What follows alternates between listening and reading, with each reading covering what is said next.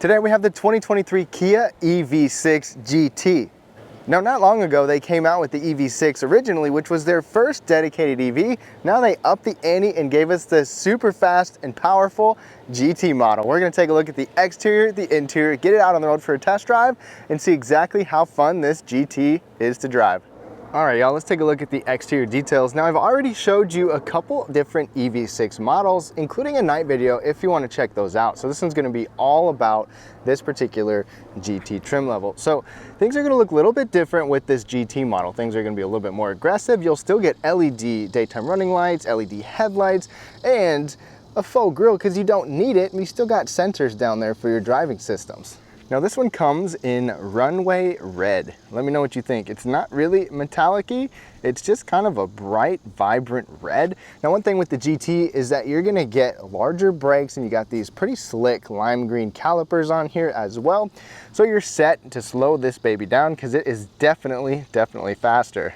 Dimensionally, it's about 184 inches long, and this GT model gets a stiffened chassis, and you also get an electronically controlled suspension, including a limited slip differential as well. So traction, suspension, everything is geared towards performance. Coming to the back, you're gonna get an LED turn signal back here, including this light bar that goes all the way across. Again, check out my night video if you wanna see more of this at night. Now, if we take a look at the cargo space of this GT, there's a couple things. You can open it like that. You can open it inside or with the key fob, but you also have their smart lift gate to where if you have the key fob on you and you have it turned on in your settings, if you just stand here for a few seconds, it will automatically open. It'll beep a few times and then open. Hands-free, foot-free, or you can open it the traditional way. But cargo space is decent, you know, for the size of the vehicle and the overall shape and design. You've got 24.5 cubic feet behind this area right here. You can see some of my gear right there. Nothing extravagant, but it's still got a pretty good load floor. You've got a tie down here. You've got 12-volt power outlet, a light back here, even this available cargo cover that comes all the way out to there. And one nice thing is to fold the second row down, you actually have a lever right there, and boom. If I fold the other one down, they go down pretty seamlessly too, and you've got a fairly flat load floor like that, which is nice, not bad. And then you get over 50 cubic feet total space. You don't have a spare tire under here, but you do get some extra storage underneath of this, just like that.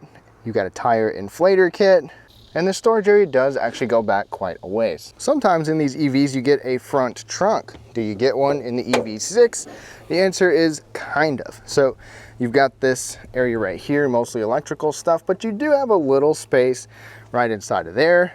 It's up to you what you put in there, but keep in mind, this doesn't come with a charging cord, so it doesn't go in there. Now the key fob from Kia right here, you've got the side panel on here. This is very slim, very sleek. You've got remote start standard on this one and the remote smart park assist. So you start it up. I've showed you in a few different vehicles with Genesis 2.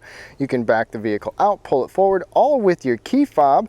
And check it out, you've got some Aero door handles. These door handles are nice and flush, built in, and you can have this setting turned off or on when you approach the vehicle to where they automatically pop out, or you can touch them and then open the door like that.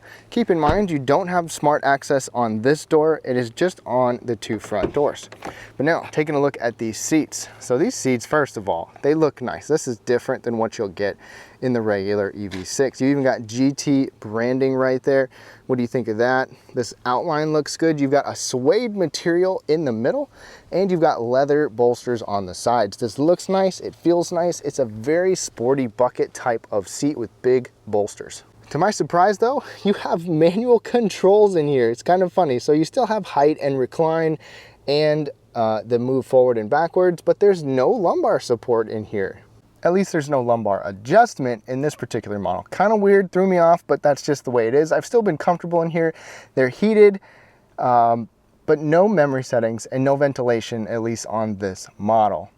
Now climbing into the back seat, you can see right here, first of all, I have this seat really low. I'm 5'9", but that's why I like to have it in this car, and there's really hardly any foot space, but I have good knee space, and you get air conditioning vents on the side pillar right there. In the middle, you're gonna get two USB-C charging ports, or you can use the AC vents up front. And these GT seats even give you a spot you can tickle the driver. Now, right in the middle, of course, you're gonna get a center folding armrest with cup holders, or you can move this out of the way and it can basically just be a storage area. On the door, you actually get this nice suede material. You get a cup holder down there, and you've got a heated seat button right there as well. And even with my hat sitting up tall, I can sit up straight without my head touching, and these seats can recline a little bit. So at their furthest back position, it's comfortable, not necessarily reclined. And there's no scooting forward and backwards, but overall, pretty good backseat space. Now, as we hop inside of this EV6, there's a lot to like about it. It's a very easy vehicle to live with, and I think they've done a nice job. The start button is right there, whisper quiet when it turns on. You've got a digital display here and another one over there, and they're all connected. Over on the door, you've got some suede material here. This is nice. The upper panel is pretty soft, a good sized grab handle, and then a large, or at least a tall bottle holder. One thing to mention, the steering wheel is manual, tilt, and telescoping. It's got a pretty good range of motion on here as well. I've gone over detail of this interior, so I'll be pretty brief on this one, but look at this connected display. So you've got a display right here that gives you all your information on there. You got a big display over here as well, and there is even a head-up display there too. The head-up display is pretty interesting. So you've got a couple different things you can see on there, especially when you're driving. You can't tell that much on the camera, but it does look nice. One thing to keep in mind about this, so you get this D-shaped steering wheel on this GT model. This steering wheel is also heated as an option here, which is nice to have a heated steering wheel, heated seats, just no ventilated seats, and your controls are right there. Now up here, you get this large over 12-inch display with Apple CarPlay and Android Auto. Looks nice. The controls are actually shared with the climate control. So you've got a volume knob, you've got a tuning knob, but these also toggle between the climate control. So if the climate is activated, you want to turn up the volume, you might just accidentally change the temperature. And then you can touch that again to toggle between these controls. It's a nice use of space, but personally, I still prefer dedicated buttons or spaces for their individual things. But that's just me. Let me know what you think down below. Let's put this thing in reverse. One thing that you get with trims like this is the 360 camera. And yes, you can touch this screen. It is a touch screen. Check it out like that. Move it around. This is really nice. Go back out. Let's go to our actual Kia screen right there. So very similar setup and infotainment to what we have seen before. We even have a nice 14 speaker Meridian premium audio on here, Sirius XM, Wi-Fi available. The one thing that is annoying though is in order to use Apple CarPlay and Android Auto, you have to be plugged in.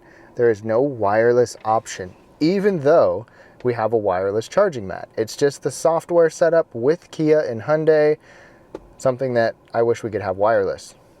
Shifter is right here. Go to drive, neutral, reverse, or press the button for park. You still get a brake hold, parking sensors, and you can automatically pull up your camera right there. Materials in here are pretty nice. For the most part, you've got this kind of metal looking material here. Even though you have some glossy piano black right here, I think everything still feels pretty good for the most part in here. This armrest isn't necessarily padded. It is padded a little bit, but it has a nice feeling to it overall. Open this up and you've got a pretty deep space as well. In addition to your cup holders, you get this extra little storage area that works good for odd items. The glove box is pushed to open. It does not lock, but it is two-tiered. On the dash, check this out. You even have a little extra detail here. So you've got different material. You've got a GT badge over there.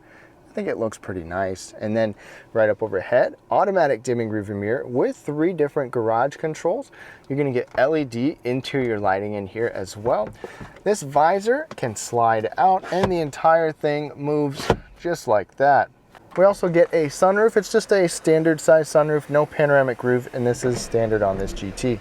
Before we get into our drive, I want to mention our drive mode selector is right here, or the GT mode to up the ante. But let's push the drive mode. So you've got Eco, Normal, and Sport. I'm surprised we don't actually have the Smart mode.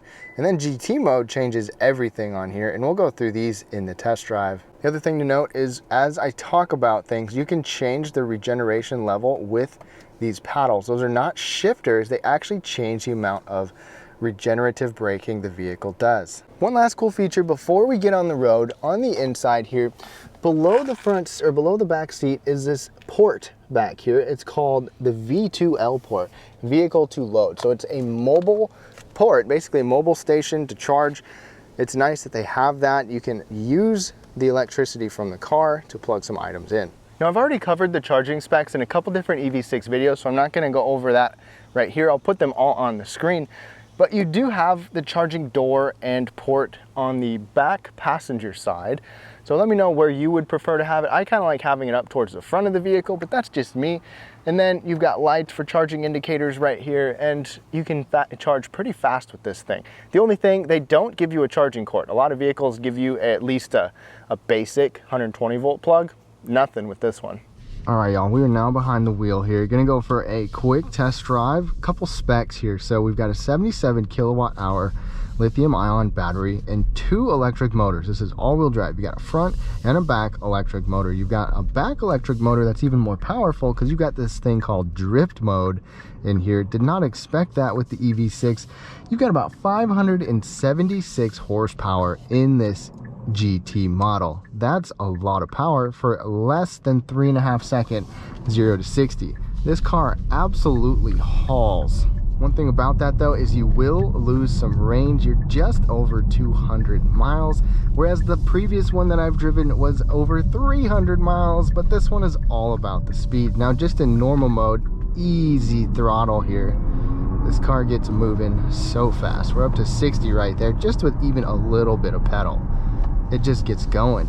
Now, a couple things about this. Same thing with the other EV6s. You've got these paddles. Right now we're on level 2 generation.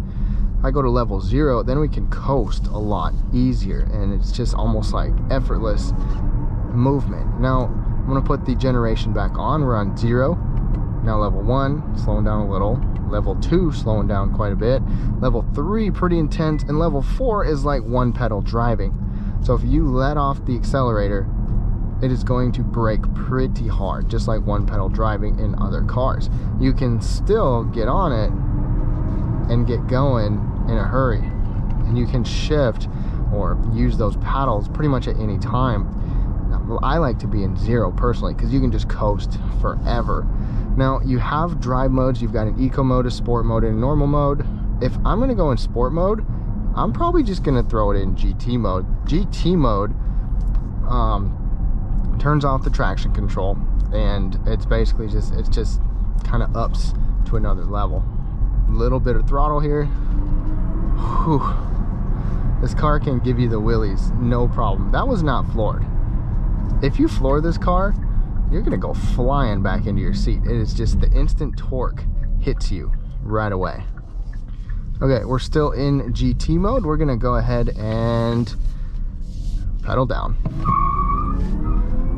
Oh gosh, pulls so hard. And you even got some wheel screech. Now, we had the traction control off with that. If we just go in sport mode and floor it, you're gonna have your full-on traction like you normally would. So that's the main difference there. One thing about this GT model is that the suspension is stiffened up, so ride comfort is going to be a little bit more stiff, but it's necessary to handle this extra power. You've got some pretty strong brakes on here too. You saw those calipers and the bigger brake rotors. So Kia didn't just put more power in here, they put a lot more power in here. You've got a solid all-wheel drive unit with these 2 electric motors, good brakes, good suspension, and it just goes. Let's get down on it one more time. Pedal down. And you have a spaceship sound to top everything off. Now, on a day-to-day aspect, it is still fairly comfortable to drive. I enjoy driving it. I just mainly keep it in normal mode. You got excellent passing power. You've got great torque. It's a fairly quiet vehicle as well. You've got acoustic laminated glass, not just in front, but you also have acoustic laminated glass on the side, and the steering feel in here isn't crazy either. I mean, it's not like it's just a pure sports car. It's actually pretty comfortable to drive this thing around. Very pleasant to drive. Nice head-up display. Ergonomics in here are pretty good. I just wish this little control panel down here was a little bit different. Otherwise, I've really enjoyed my time with this GT model. So to wrap things up on this 2023 Kia EV6 GT, it is a blast to drive. Now, it's got a huge power bump. You've got some tweaks to it. You've got a stiffened chassis, suspension overall, so it drives better, it handles better, and it is super powerful and fun to drive. And honestly, to get this kind of power and speed, this price is not bad either. Let me know what you think of this EV6 GT. Would you go for the regular EV6, which is still fairly fun to drive and quick because it's electric, or would you go all in and get this GT model? Let me know down below. I hope you enjoyed the video. Let me know what you think and hope you have a great rest of your day.